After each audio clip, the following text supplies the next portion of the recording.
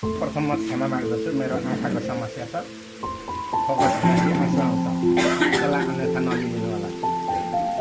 आदरणीय मामा माइजूज्यू, मितज्यू मितिनीज्यूहरू, आदरणीय दाई पूर्व बहिनीहरू, भाइ बहिनीहरू, ज्वाइँ छापहरू, भान्जीहरू, छोरीहरू र यहाँ अगाडि मसँग त्यत्रो राम्रो चिन्जान छैन र आदरणीय व्यक्तित्व हुनुहुन्छ, सबैलाई एकैचोटि अभिवादन गर्दछु। र आज यस यो पवित्र क्षणमा दुई चार शब्द राख्ने अवसर पाएकोमा अत्यन्तै खुसी लागिरहेको छ। यहाँ प्रेमबहादुर बुवासँग लामो समय सरसङ्गत गर्ने त स्वयं छोराछोरी नै हुन्छ। त्यसबाट म मित छोराको नाताले अलिकति उमेर पनि बढी भएको कारणले गर्दाखेरि मेरो सङ्गत पनि लामो रह्यो। तर सङ्गत कस्तो रह्यो भने म विद्यार्थी, उहाँ ब्रिटिसको लाउरे। त्यसो हुँदाखेरि कहिलेकाहीँ ब्रिटिसको लाउरेले 6 वर्षमा एकपटक 6 महिना छुट्टी पाउने, त्यो अवसर आउँदा 3 महिना छुट्टी पाउने हुँदाखेरि त्यो अवसरमा आउँदाखेरि हाम्रो भेटघाट हुन्थ्यो, नत्र भने भेटघाट पनि टाढो हुन्थ्यो। पछि मैले 5 क्लास पास गरिसकेपछि गाउँमा 5 क्लासभन्दा बढी पढ्ने विद्यालय नभएको कारणले गर्दा म पढ्न बाहिर गएँ। उहाँ आएको बेलामा पनि भेटघाट हाम्रो पातलो रह्यो। तर प्रसङ्ग चाहिँ कसरी यहाँ आयो, एउटा संयोग र इन्ट्रेस्टिङ कुरा के छ भने 2032 सालको कुरा हो। हामीले 5 क्लास पास गऱ्यौँ। 5 क्लास पास गरिसकेपछि 6 क्लास पढ्ने गाउँमा विद्यालय थिएन। त्यहाँका समाजसेवी, शिक्षाप्रेमी र मेरो मितुवा प्रेमबहादुर राई सहितको संयुक्त प्रयासमा अहिलेको हिमाल दर्शन माध्यमिक विद्यालय, अहिले 12 क्लाससम्म पढाइ हुन्छ, त्यो बेलामा निनामी खोल्ने भनेर तयारी गरिएछ। त्यहाँका तत्कालीन प्रधान पञ्चहरू, समाजसेवी, बुद्धिजीवी सबै मिलेर। तर तयारी गरिसकेपछि त्यो बेलामा 5 क्लासभन्दा गाउँमा पढेको कोही पनि थिएन। 7 क्लाससम्मको विद्यालय खोल्ने भइयो। अब कसले अङ्ग्रेजी पढाउने, नेपाली पढाउने चाहिँ गाउँका यो बनारसतिर गएर कता कता गएर आएर हुँदो रहेछन्। तर अङ्ग्रेजी पढाउने कोही पनि नभइसकेपछि बुवाले त्यो 6 महिनाको छुट्टीको पिरियडमा अङ्ग्रेजी पढाउने जिम्मा लिनुभयो। उहाँको अनुभव के हो भने बेलायतमा ब्रिटिस लाउरे हुँदाखेरिको त्यहाँ अङ्ग्रेजी बोल्ने अनुभवका आधारमा उहाँले 7 क्लाससम्म अङ्ग्रेजी पढाउनु भयो। त्यो छुट्टीमा बस्दा हामी विद्यार्थी भयौँ, म 6 क्लासमा पढ्दै थिएँ।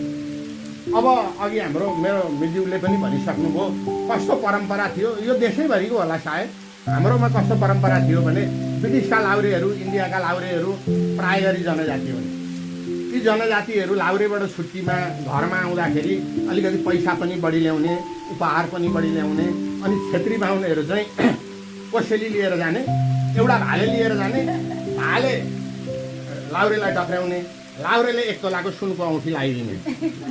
त्यसरी छेत्री बाहुनले चाहिँ त्यो र लाउरेहरूको सम्बन्ध त्यस्तो थियो। तर म त्यो बेलामा 6 क्लास पढ्दै थिएँ। जुन बेलामा हिमाल दर्शन निमावि स्थापना भयो त्यो बेलामा म 6 क्लास पढ्न गएँ। उहाँ चाहिँ इङ्ग्लिस टिचरको हैसियतले उहाँले पढाउनु भयो। हामी पढ्दै गर्दाखेरि सायद अब उहाँले के पाउनुभयो, म त सानो थिएँ। उहाँले मेरो आमासँग भनेर मित लाउनु पऱ्यो भनेपछि आमाले स्वीकृति दिनुभएछ, मित लगाइयो। म त भर्खरको सानो 6 क्लास पढ्ने, ब्रिटिसको लाउरेले चाहिँ दिने ती कोसेलीहरूले म त्यसै फुरुङ्ग भएँ। एउटा प्रसङ्ग कस्तो मिल्यो भने हामीले जब 6 क्लास पास गऱ्यौँ त्यहाँका भद्र भलादमीहरूले स्वीकृति नलिकन स्कुल चलाएको रहेछ। हामीले 6 पास गरिसकेपछि त्यो विद्यालय 4 क्लासमा गऱ्यो। अब 4बाट प्रत्येक वर्ष चाहिँ एउटा क्लासका दरले अपग्रेड गर्दै जानुपर्ने भयो। अनि हामी त्यहाँ पढ्न नपाउने भयौँ। त्यहाँ पढ्न नपाउने भएपछि त्यहीँको हाम्रो नेताको मिज्यूहरूलाई थाहा छ, राजमाटाको गोपाल बाँसतोला भन्ने हुनुहुन्थ्यो, उहाँ पनि पढाउनुहुन्थ्यो।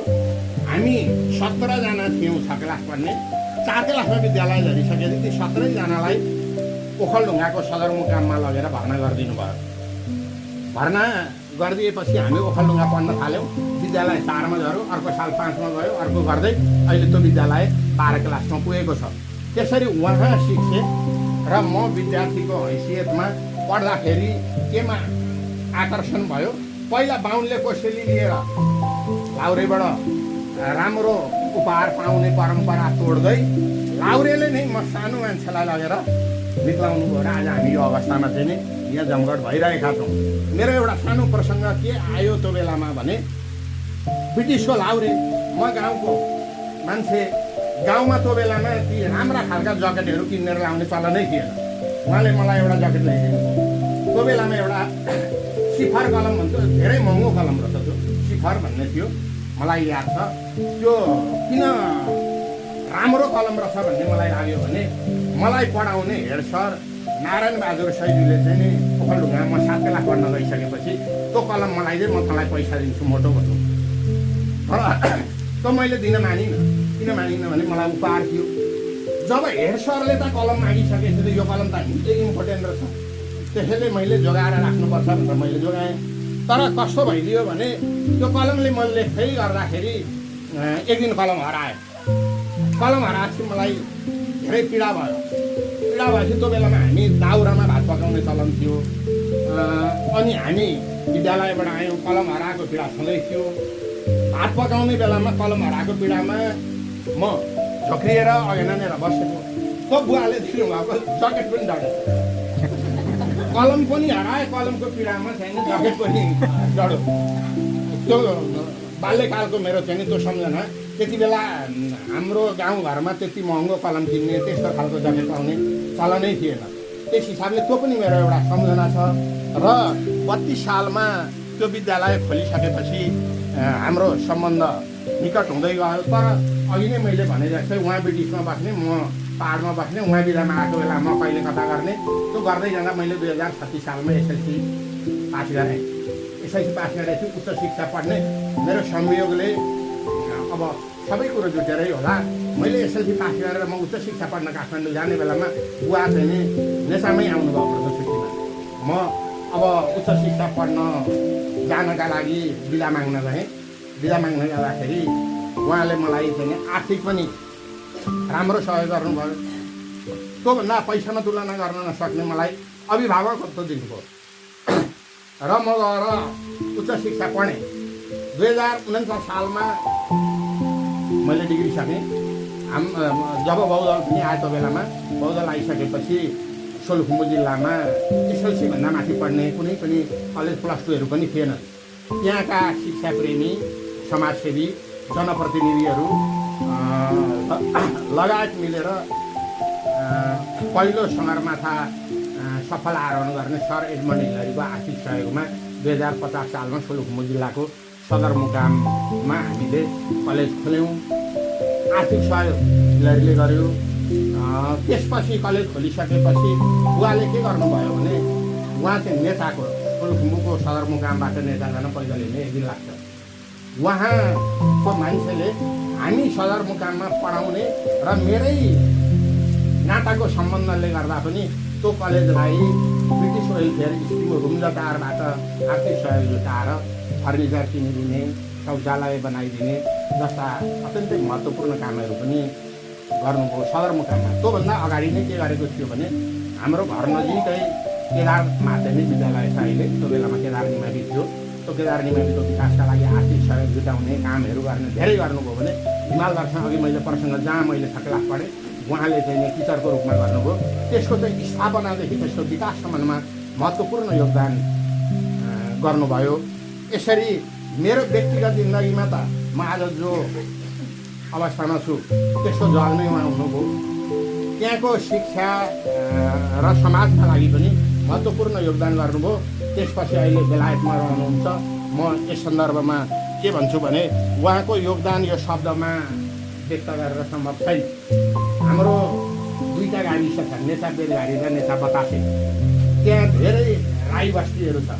राई बस्तीमा धेरै जसो लाउरेहरू छन्। थुप्रो लाउरेहरू हुँदा पनि अरू लाउरेहरूले यो काम किन गरेन?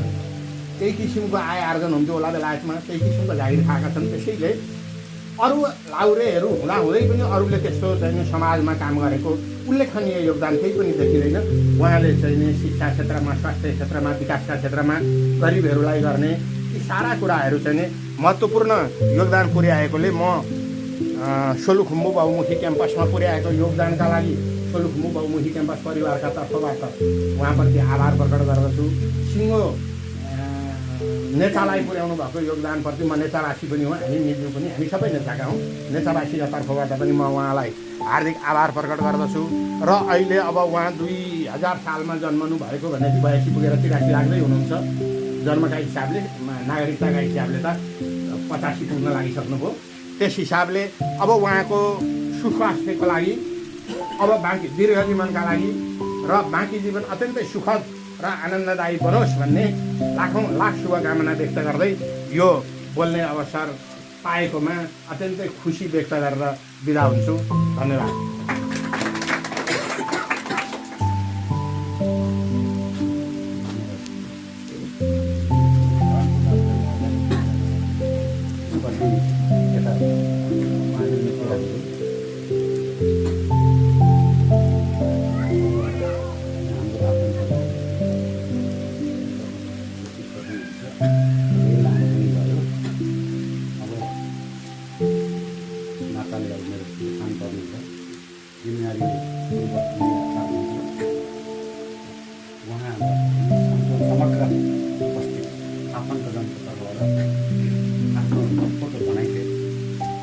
शुभकामना पाऊँ भनेर म हार्दिक